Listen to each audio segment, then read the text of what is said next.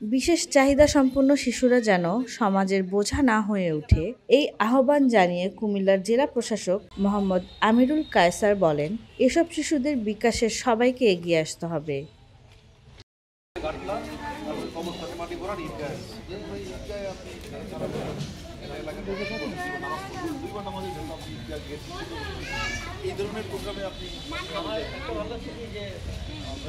সোমবার মুরাদনগর উপজেলা পরিষদ কমপ্লেক্সে অবস্থিত বিশেষ চাহিদা সম্পন্ন শিশু বিদ্যালয় প্রতিভার প্রথম প্রতিষ্ঠা বার্ষিকী ও উপহার বিতরণ অনুষ্ঠানে প্রধান অতিথির বক্তব্য তিনি এসব কথা বলেন।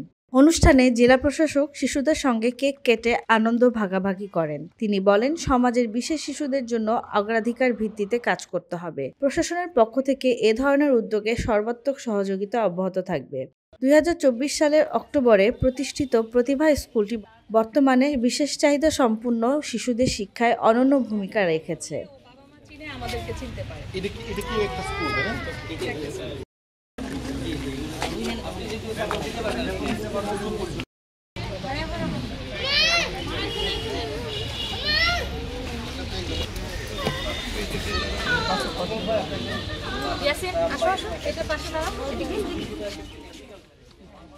জেলা প্রশাসক স্কুলটির স্থায়ী অবকাঠামো ও প্রয়োজনীয় সরঞ্জামের জন্য জেলা পরিষদ থেকে অগ্রাধিকার ভিত্তিতে বরাদ্দের আশ্বাস দেন।